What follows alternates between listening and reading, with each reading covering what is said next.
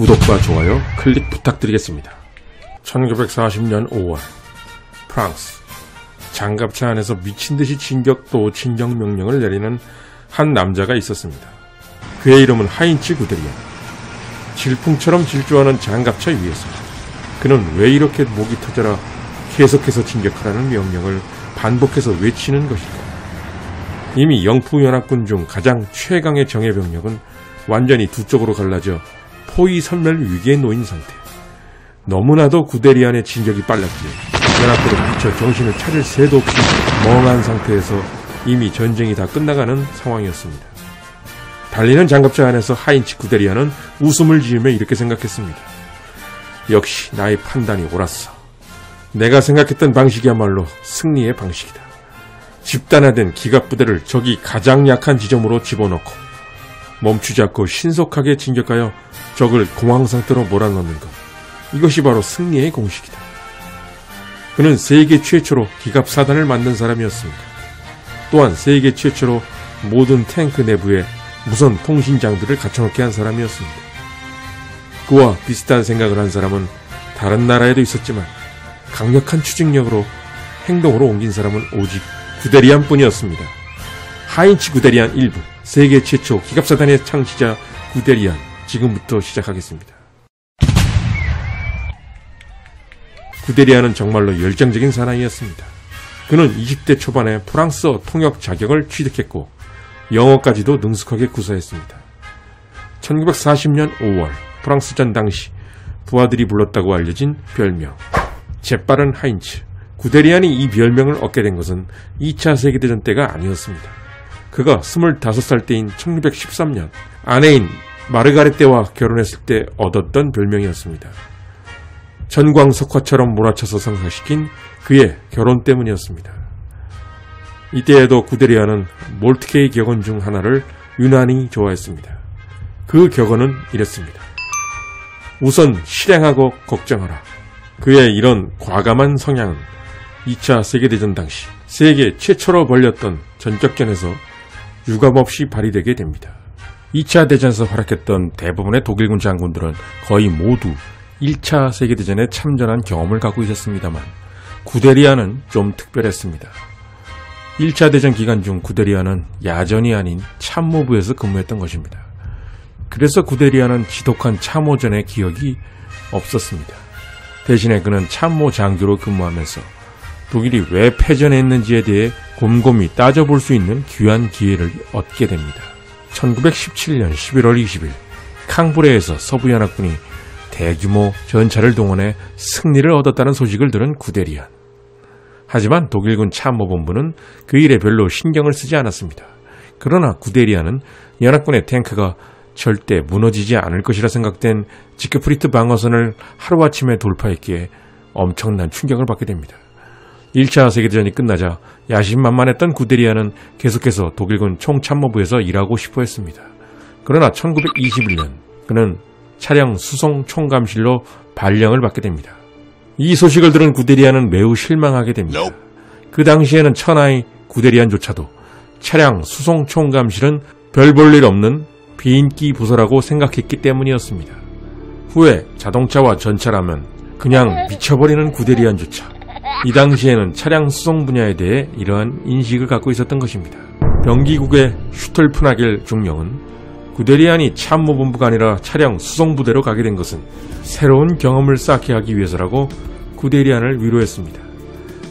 결론적으로 구데리안은 억지로 차량 수송 총감실로 오게 되었으나 이것은 향후의 역사를 완전히 바꾸게 됩니다. 구독과 좋아요, 클릭 부탁드리겠습니다. 지칠 줄 모르는 에너지를 가졌던 구데리안. 구데리안은 차량 수송 총감실에서 일하며 문득 이런 생각을 하게 됩니다. 차량 수송부대가 단순히 수송만 하고 말 게 아니라 적진을 정찰하고 전투도 할 수 없는 것일까? 아마도 당시에 이런 생각을 한 사람은 독일군 내에서 구데리안 대위가 최초였을 것입니다. 하지만 1922년 영국은 이미 이 분야에서 독일을 훨씬 더 앞서 있었습니다. 영국의 풀러 대위는 기갑부대의 역할은 적 방어선을 뚫고 깊숙이 들어가 적군의 배후에서 병참선을 차단하여 적을 공황 상태에 빠뜨려 붕괴시키는 것이라고 이미 밝힌 바 있었습니다. 하지만 독일은 이렇게 앞서 나가는 연합국을 따라가기가 어려웠습니다. 연합국이 베르사유 조약 체제 하에서 독일의 일거수일투족을 늘 감시했기 때문이었습니다. 1차 대전 직후 독일과 같은 동병상련에 버림받은 처지였던 러시아. 이 두 국가들은 서로가 필요했습니다. 1922년 독일 육군참모총장 젝트는 라팔로 조약을 체결하여 3개의 실험장을 소련 내에 건설합니다. 독일에서 비밀리에 생산한 전차들은 즉시 전차 실험장이 있는 러시아 카잔강으로 보내졌지만 너무 먼 거리에서 벌어지는 이 일을 연합국은 까맣게 모르고 있었습니다. 1929년 차량 수송부대 지휘관 구데리안. 그 시점까지도 구데리안은 한 번도 전차를 본 적이 없었습니다. 그러나 전쟁 역사, 영국의 전차 훈련에 대한 연구, 모형을 이용한 실험을 통해 전차가 장점을 극대화할 수 있는 방법을 나름대로 깨닫게 됩니다. 결과적으로 구데리안은 전차가 보병에 예속되거나 전차 혼자서는 결코 결정적인 역할을 할 수 없다는 결론을 내리게 됩니다. 전차 부대는 보병에 속해서는 안 된다. 차량화 보병, 차량화된 대전차포, 차량화된 포병, 차량화된 대공포 등이 기갑부대와 함께 움직여야 한다. 그것이 바로 통합된 기갑사단이다. 우린 그게 필요하다. 그러한 기갑사단을 한데 모아 대규모로 만들어야 한다. 그러한 대규모 기갑사단을 마치 쇠주먹처럼 적의 가장 약한 곳에 투입한다면 가장 빠르고 쉬운 승리가 가능하다. 그래서 공세의 주력은 보병과 기병이 아니라 기갑부대가 되어야 한다. 1929년 여름에 있었던 모의훈련. 구데리안은 한쪽 부대를 기갑사단으로 가정하여 훈련을 진행했는데 이 훈련에서 자신이 생각하는 것이 맞다는 것을 확인하게 됩니다. 그러나 옆에 있던 차량 수송부대 총감 슈텔프 나겔 장군은 구데리안, 대규모 전차 부대를 운영하겠다는 생각은 아예 하지도 마. 수송이 아니라 저걸로 전투를 하고 싶다고? 쓸데없는 짓거리 하지 말라고. 자네는 너무나 저돌적이야. 내 말을 들어. 우리 둘 다 전차가 떼거지로 굴러다니는 것을 볼 일은 절대로 없을 걸세. 라고 윽박질렀습니다. 그래도 구데리안은 자신의 확신을 포기하지 않았습니다. 전차는 혼자 움직이는 것보다 집단화되었을 때, 그리고 차량화된 보병과 같이 움직일 때 결정적으로 무서운 무기가 될 수 있다. 하지만 그 당시 구데리안의 현실은 캔버스 천을 누른 전차, 그것도 얼마 되지도 않는 수량의 캔버스 전차를 갖고 훈련하는 수준이었습니다. 주변에서 이런 모습을 본 사람들은 기갑부대에 대한 긍정적인 인식을 갖기는커녕 오히려 비웃기만 했습니다. 그 이유는 바로 우스울 정도로 허접한 당시 전차 때문이었습니다.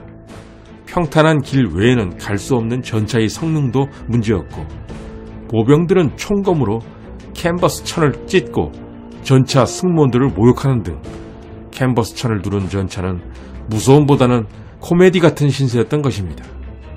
그래서 구데리안은 새로운 전차가 필요하다는 판단을 하게 됩니다. 그리고 시급히 필요한 것이 더 있었습니다. 그것은 바로 통신이었습니다. 독서전에서 소련군이 독일군 1호, 2호, 3호 전차보다 성능이 뛰어났던 T-34를 갖고 있음에도 초반에 일방적으로 밀린 이유는 무선 통신 장비가 모든 탱크에 설치되어 있지 않았기 때문이었습니다.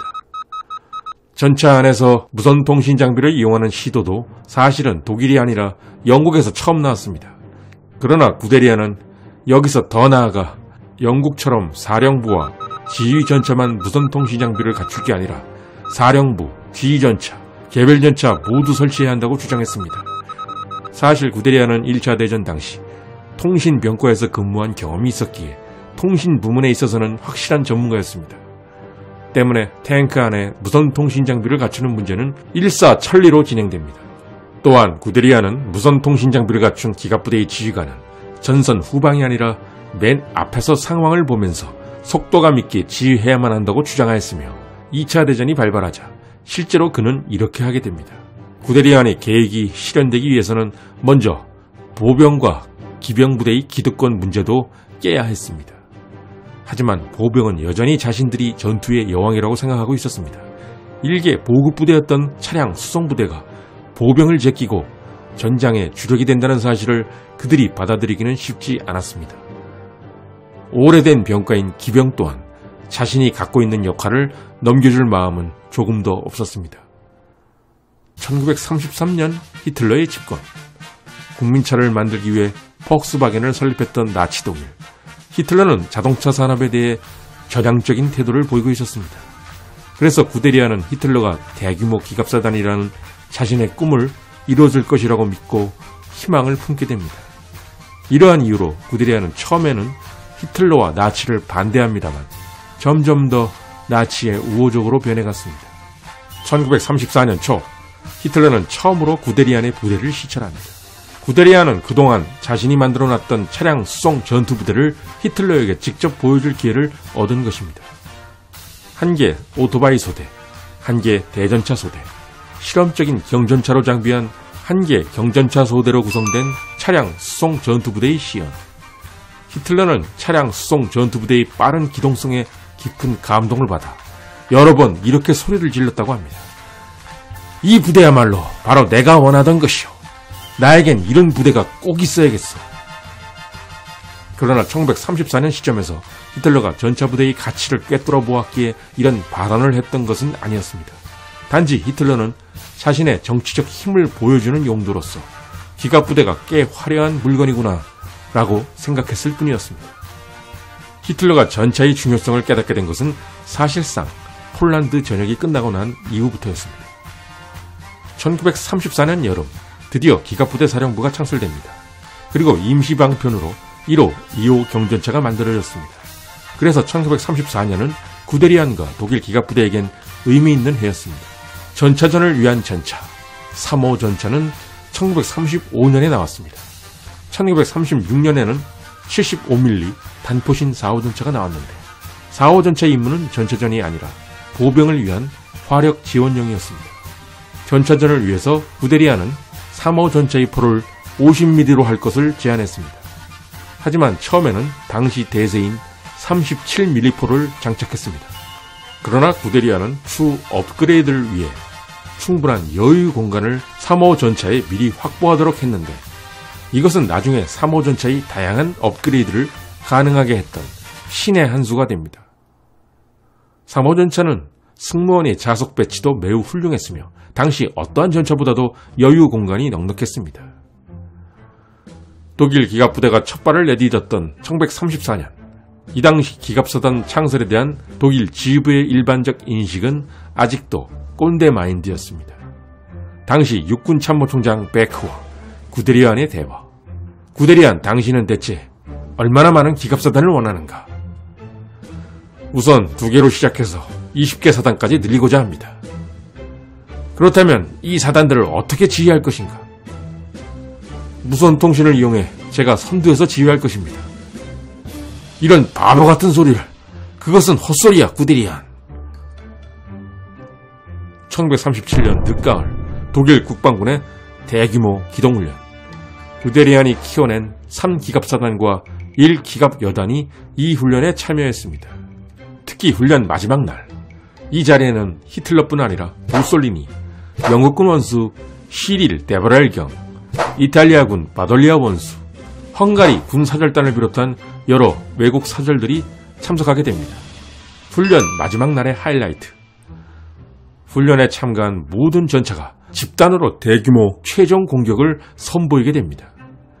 당시 기갑부대가 보유한 전차는 보잘것없이 작은 1호 전차뿐이었지만 그 광경은 실로 대단했습니다.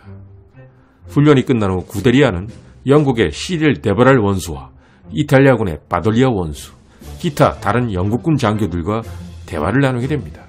이 자리에서 구데리안은 다른 국가들이 전차에 대해 어떻게 생각하고 있는지 확실히 알게 됩니다. 대부분의 영국군 장교들의 생각은 이랬습니다. 진짜로 실전에서 저렇게 많은 전차들이 동시에 움직일 수 있고 또 그걸 컨트롤하는 게 과연 가능하겠어? 그들은 그 가능성을 눈으로 봤는데도 불구하고 아직도 전차는 믿을 수가 없기 때문에 지원용으로만 써야 한다는 고정관념에 사로잡혀 있었던 것입니다. 그러나 구데리안은 이 훈련 결과 집단화된 대규모 기갑사단의 필요성을 더욱더 확신하게 됩니다. 1938년 히틀러의 오스트리아 합병. 히틀러가 피를 흘리지 않고 오스트리아를 합병함에 따라 1938년 3월 12일 구데리아는 오스트리아를 기습 점령하는 역할을 맡게 됩니다. 전투는 아니었지만 장거리를 이동하면서 기갑부대의 유용성을 실전에서 처음 테스트해본 구데리아. 그는 이 경험을 통해 확실한 깨달음 하나를 얻게 됩니다. 그것은 생각보다 기동력이 무척이나 중요하다는 사실이었습니다. 가장 중요한 것은 신속한 기동력이군. 지금보다 더 빨리 움직여야 돼. 멈추지 않고 계속해서 기동해야 한다. 적이 방어할 새도 없이 몰아붙이는 기동력이 가장 중요하구나. 또한 구데리아는 전쟁을 벌이지 않고 무혈로 오스트리아와 체코를 병합한 히틀러에게 탐복했습니다. 히틀러, 그는 진정코 위대한 인물이야. 검을 휘두르지도 않은 채 이 같은 승리를 얻은 것은 아마도 역사상 처음일 것이다. 물론 기갑부대라는 날카로운 칼이 우리 손에 있었기 때문에 이 같은 승리도 가능했겠지. 사실 이때 구데리아는 히틀러가 진짜로 미쳐서 전쟁을 일으킬까봐 무서워했습니다. 그 이유는 그가 평화주의자라서가 아니라 아직 기갑부대가 완전히 준비되어 있지 않았기 때문이었습니다. 당시 상황을 보면 실전에 투입할 수 있는 3호, 4호 전차는 거의 없었고 통신 장비를 장착한 전차도 소수에 불과했기 때문이었습니다. 그러나 이 무렵 구데리안에 의지하는 관계없이 점점 2차 대전의 먹구름이 유럽 대륙으로 몰려들고 있었습니다. 1940년 5월 프랑스 아르덴 숲. 연합군의 가장 약한 지점을 기습하는 만슈타인의 계획에 따라 신들린 공격을 계속하는 구데리안 군단장. 그러나 이때 울리는 상관의 전화. 구데리안, 당장 부대를 멈춰라. 남쪽에서 테러가 차단당할 염려가 있다. 구데리안, 당장 기갑부대를 정지시켜라. 그러자 상관의 전화를 무시하는 구데리안. 구데리안은 상관의 명령을 듣지 않았습니다. 아니, 그는 들을 수가 없었습니다. 구데리안 2부. 독일군의 가장 큰 승리에는 구데리안이 있었다 편이 계속됩니다. 여러분의 많은 성원 부탁드리겠습니다.